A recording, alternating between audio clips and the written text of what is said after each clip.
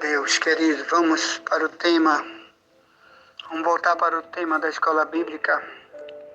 1 João 5, né? Então, esse aqui já é o segundo áudio. Então, 1 João 5, 18, ele diz que tem gente que conserva-se a si mesmo, e apenas esses que conservam-se a si mesmo é que o maligno não lhe toca. Então, o que significa isso? O Paulo está falando aqui de uma proteção, irmãos. Que o Evangelho, depois de ter ensinado ele a se proteger, ele corre para fazer essa proteção em si mesmo. É isso que é o tema dessa mensagem aqui. Conserva-se a si mesmo e o maligno não lhe toca. Por exemplo, vamos fazer uma simbologia. Por que você acha que hoje existem aquela carne que está no supermercado para vender dentro daquelas latas, chamado conserva? Ou também tem fruta em conserva, e tem um monte de tipo de comidas no supermercado para vender hoje. O que é aquilo ali? Aquela comida está conservada para, enquanto estiver no prazo da validade, por exemplo, 1 ano, isso no caso da comida que está no supermercado. Enquanto está no prazo da validade, aquela conserva, ou melhor, tudo aquilo que está ali dentro é misturado naquela carne ou naquela fruta, envolvendo aquilo ali dentro daquela lata ou de outro tipo de invólucro, está protegendo para quando a pessoa for usar, ela está pronta para uso. Quer dizer, ela não sofreu nenhuma corrupção, não apodreceu e também não causa nenhum mal para quem vai comer. Na época bíblica, irmãos, quando alguém queria conservar, por isso que eu estou dizendo aqui, o original aqui é conserva, tá bom? Conservar. Então, no Antigo Testamento, na época de Paulo, na época bíblica, e de João aqui, que escreveu, na época de Jesus, como é que eles conservavam uma comida, por exemplo, a carne, se não havia geladeira? Naquela época não havia esses grandes freezers, né, com uma temperatura muito, muito forte para poder o gelo congelar, para ficar muitos anos uma carne, para o dia que a pessoa pegar, como faz hoje, né, vai comer sem problema, está conservado pelo gelo. Na época de Cristo, na época de João, tinha duas maneiras principais de conservar uma comida, principalmente a carne. Um era o sal. Eles jogavam muito sal, tá, numa carne. Então eles podiam comer daqui a tantos dias, tantos meses, eles podiam comer. A outra forma era guardar dentro do óleo. Eles conservavam aquela carne no óleo, entendeu? Me lembro que minha sogra, eu não acompanhei essa época, mas a minha sogra diz que aqui no interior onde ela morava, a mãe e a avó, quando eles matavam um boi inteiro, que tinha que matar o boi inteiro. Para quem? Só para eles, só para a família deles. Para quê? Para guardar. Então o que eles faziam? Eles pegavam banha de porco, muita banha de porco, e colocavam aquelas coisas separadas em galões ou túneis. Túnel aí de seus 30 litros ou mais ou menos, e botava muita banha de porco. Botava a banha meio morna, que ela ainda está bem líquida, E depois, eles às vezes já temperavam já no ponto da comida, de comer, e botava dentro. Ou então, às vezes, botava sem sal. Mas botava dentro daquele óleo, e daqui a pouco o óleo esfriava e virava banha. Então fica que nem uma manteiga em cima e por dentro, e protegia aquela carne. Então, irmãos, e para nós, Jesus diz assim: tu és o sal da terra. Mateus 5:13. Tu és o sal. Ele está falando que nós temos o poder, se estivermos vivendo com Deus, nós já temos o poder de preservação. Se usarmos toda a ferramenta que Deus dá para nós, que estão aqui na Bíblia, dentro dos ensinos, tu és o sal. Tanto que Jesus disse também, em Marcos 9, aqui, pega a tua Bíblia, aqui é para estudar a Bíblia, 9:44 em diante, né? Ele diz assim,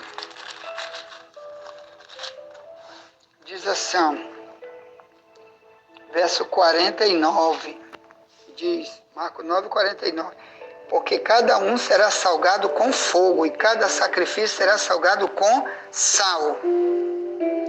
Bom é o sal, verso 50. Mas se o sal se tornar insulso, aqui na minha tradução quer dizer sem gosto, com que o adubareis? Tende sal em vós mesmos, e paz uns com os outros. Por que ele diz que será salgado com fogo? Porque o fogo também é uma maneira de preservar a carne. Por isso que existe aí a carne defumada. Você compra aí na feira, no supermercado, por exemplo, tocinho defumado. Na China, por exemplo, que eles vendem muito cachorro, eles comem muito cachorro. Pode botar no YouTube aí, cachorros vendidos na feira da China. Né? Aí tu vai ver aquele monte de cachorro pendurado, já morto, de muitos dias, como defumado e como se fosse esse tocinho que a gente compra por aqui. Então o fogo também, a fumaça forte, faz com que a carne se preserve. E naquela época já era também uma forma de preservar. Então na Bíblia qual é o fogo? É o próprio Deus em nós, que Deus é fogo. O Espírito Santo é fogo, lá em Jeremias 5 diz, a tua palavra é fogo.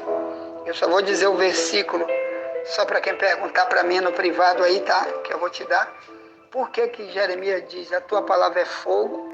Capítulo 5 de Jeremias. Bem, então, quando nós somos o sal, nós mesmos já estamos preservados, conservados. Tá bom? Então a Bíblia já dá muitas formas de você se livrar do pecado, que é o que traz a corrupção em nós. Quando diz no povo antigo, que eles colocavam óleo, né, para preservar a carne, o que é o óleo? Porque é o Espírito Santo em nós, ele também simboliza o óleo. Entendeu? Lembra aí de Mateus 25, que as mulheres que foram se encontrar com Cristo, umas levaram o óleo, outras não levaram o óleo. E teve aquele problema todo lá para aquelas que não levaram o óleo. Porque está andando na carne, a carne está apodrecendo. E o óleo também naquela época servia para alimentar as lâmpadas na escuridão. Mas vamos lá, preservação. Conservação. Então, irmão, na Bíblia tem muitos tipos de termos que mostram que nós, se a gente se conservar para Deus, se preservar para Deus, preservando do pecado, o diabo não vai tocar. Entendeu? Então, por isso, na Bíblia usa vários termos. Por exemplo, se esconder, né? Eu me esconder. O Salmo 91 diz assim, no verso 1, aquele que habita no esconderijo do Altíssimo descansa na sombra do Onipotente. Habitar no esconderijo. O que é isso? É você ter uma intimidade tão grande com Ele, buscar ser obediente, ser fiel, amar de verdade a teu Deus, o Deus único que é Cristo, que você, no mundo invisível, no mundo espiritual, o diabo sabe que tem uma proteção super gigante a teu favor. Enquanto o ímpio lá fora está desprotegido, aqueles que são de Deus, eles estão escondidos. Olha como isso é interessante, irmãos. Isso é mundo espiritual, só o diabo que vê, e só Deus que vê, só os anjos de Deus e os anjos do diabo é que vê isso. Quem está escondido, quem não está. Então, também o Davi disse no Salmo 27,5, diz: no dia da adversidade, tu vai me esconder no teu pavilhão. Então isso aqui é muito importante, são coisas espirituais, que você não vê no mundo físico, mas estão acontecendo para poucos. Porque nós somos cerca de quase 9 bilhões de pessoas no planeta Terra. No mínimo 80% desse povo rejeita totalmente a Bíblia.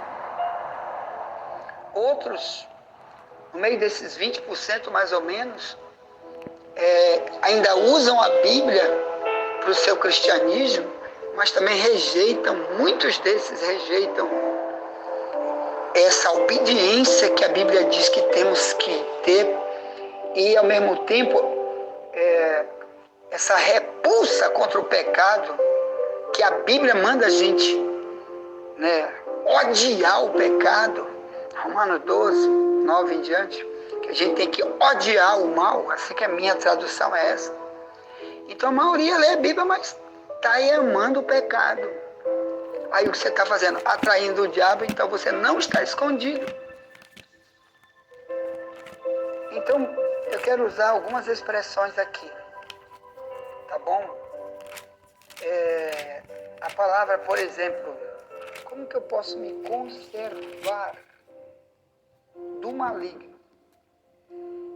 Irmão, tem a parte que Deus faz em nós e para nós, e tem a parte que nós temos que fazer. Quando João diz conserva-se a si mesmo, 1 João 5,18, está dizendo que essa é a minha parte. Eu conservar a mim mesmo, essa é a minha parte. Ou melhor, tem coisa que sou eu que tenho que fazer. É como se, por exemplo, alguém lá em Israel hoje, por exemplo, os inimigos de Israel, eles estão atirando todo o tempo da faixa de Gaza e de outros países muçulmanos, então, principalmente o Irã, todo o tempo pagando multidões de terroristas e aceitando terroristas para a destruição de Israel. Então eles estão atirando de míssil, todo o tempo eles atiram. Entendeu? Então o que Israel construiu, irmão? Israel, de um tempo para cá, todas as casas e apartamentos tem tipo um banheiro chamado de bunker, que na hora que toca uma sirene, Israel toca uma sirene, quando eles sabem, porque Israel tem um computador, que sabe quando os inimigos deslocam um míssil de lá de onde eles estão, o computador sabe, avisa e liga uma sirene em Israel. E todos aqueles que têm o bunker, que alguns têm uns bunkers maiores, outros menores, de acordo com a situação financeira, eles correm e se escondem ali. Além de que Israel também tem um sistema de defesa chamado o Domo da Rocha. E que é o que? Na mesma hora que o computador avisa que o míssil do inimigo está vindo, o Domo da Rocha desloca logo 2, na mesma hora, míssil também, para encontrar no ar aquele míssil, e ele tem 90% de chance de destruição daquele míssil inimigo no ar. Mas às vezes cai algum, nem todos o míssil, nem todos o Domo da Rocha, né, que é um sistema lá de defesa de Israel, um dos mais potentes do mundo, né, nem todos ele defende, e cai em algum lugar. Então, Israel tem os bunkers, onde ele se esconde, quer dizer, quando aquela sirene toca, eles fogem e entram naquele bunker. Então eles acham que é uma forma de se proteger. E é. E no mundo espiritual, meu irmão? Como que a gente se protege? O João diz, você não vive pecando. 1 João 5, 18. Para que o maligno não te toque. Eu conheço um testemunho aí de uma pessoa que para se esconder, né, do amor que ela tem ao homossexualismo, que ela sempre foi escrava. Então o que ela fez? O testemunho dela que eu já assisti aí. Ela diz o seguinte: eu era homossexual desde cedo, nunca usei roupa de mulher, sou uma mulher. Usei sempre roupa de homem, sempre vivi como homem. Um dia me entreguei a Cristo, me tornei uma pregadora do Evangelho, andei e viajei para muitos lugares, né? Me casei com um homem, mas nunca fui libertar disso. Sempre preguei que o homossexualismo é errado.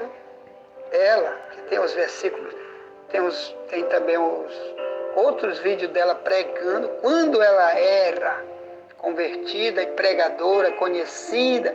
Essa pessoa aí chama-se Lana Holden. Foi uma das maiores missionárias que a Assembleia de Deus já teve nessa atualidade. Mas o que ela fez? Ela abandonou a vida cristã, depois se tornou o que ela sempre foi, assumiu de volta e diz que ela nunca achou na Bíblia uma maneira de se livrar do homossexualismo. Por isso, ela achava que Deus nunca teria problema contra o homossexualismo. Aí quando alguém diz, mas quando tu pregava e botava os próprios versículos da Bíblia, tu lia 1 Coríntios 6, 9 e 10, homossexualismo é pecado. Ela diz, não, isso aí é uma falta de interpretação. E era a igreja que eu me congreguei que me obrigava a dizer isso, que isso aí é pecado. Aí ela usava um monte de termo e começa a dizer que ela não achou nenhuma ferramenta, diz que participou de encontro não sei de quê, mas de encontro não sei com quem, e nunca se libertou de homossexualismo, então por isso ela acha que não há libertação. Só que, irmãos, a Bíblia ensina o poder do pecado para chamar o diabo. Então, se eu sei que tem um inimigo super veloz tentando me atacar e ele me devora, como diz 1 Pedro 5,8, vigia porque o diabo, vosso adversário, anda em derredor, bramando como leão, buscando alguém que possa tragar. Então, se eu sei que tem um inimigo desse tipo, eu vou tentar me esmurrar, como disse Paulo na Bíblia. Eu me esmurro e vou tentar fugir. E vou tentar orar mais, clamar mais, me buscar mais com Deus. Porque eu não quero que o diabo me use, nem me pegue. E eu fique com essa desculpa de dizer, não tive força, ou a igreja nunca me libertou de nada, ou não sei quem, botar a culpa em fulano, em cicrano, enquanto que a Bíblia diz aqui que a culpa é do pecado que eu cometo, que eu amei, que eu quero me escravizar, que isso é que está chamando o diabo. Aí a Lana Holden faz o quê? Hoje ela é uma pastora casada com a mulher de um pastor. Então, duas mulheres casadas fundaram uma igreja das maiores que existe no Brasil, só para gays. E lá ela prega que não existe libertação, que cada um pode ficar com o homossexualismo, como ela dá testemunho dela, que ela fez de tudo, orou, e foi missionária, mas viu que isso nunca se libertou. É porque ela não sabe o mundo espiritual, ela nunca conheceu. Viu, irmão? Nunca conheceu. Se Deus desse uma oportunidade dela ter o diabo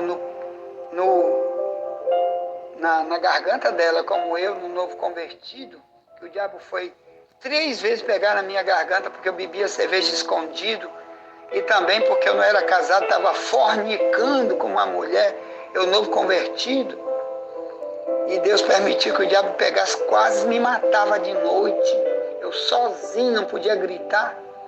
Foi que fez eu estar largando certas coisas, lutando, clamando para Deus me ajudar. Então, se isso acontecesse com todas as pessoas, o melhor Deus deixasse eles provar o mundo espiritual aqui do mal, para que eles não fossem eternamente para o lugar onde vão ficar eternamente, se viver no pecado, diz o Apocalipse 20, 10 ao 15, o lago de fogo. Então, com certeza, irmão, multidões não ia ficar só lendo a Bíblia, só orando, mas depois de uma experiência com o diabo próprio agarrar eles, como fez comigo, viu, quase me mata de noite, porque eu vivia no pecado, estava lendo a Bíblia e queria viver no pecado. Quando eu era novo convertido, eu nunca quis, irmão, largar cerveja. Nunca foi meu projeto largar prostituição. E eu era novo convertido. Porque eu achava, como muitos satanistas estão dizendo por aí, pregando, tu já está salvo. A salvação é pela fé, o outro dia é pela graça. Eu digo, então tá, eu posso continuar bebendo, posso continuar fumando, não, nunca fumei. Mas prostituição, ódio e tanta outra doidice, enrolação. Eu acho que eu ia sempre ser um crente e nunca ia largar essas coisas. E outras, que eu sempre me apaixonei. Mas quando eu tive essa oportunidade que Deus me deu de ter essa experiência com o diabo, foi que eu disse, isso aí é real, eu não quero mais não, você vai me matar de noite. Deus que me livre, Deus me ajude, me ensina a sair disso. Aí Deus só tem um jeito, ó, lê 1 João 5,18, te conserva, larga o pecado, abandona isso. E eu fui largando, e estou tentando largar ainda muita coisa que eu preciso. Tá bom? É assim, tem que lutar. Tá. Envie essa mensagem para alguém, já voltaremos, nunca te esquece. Somente a verdade nos libertará.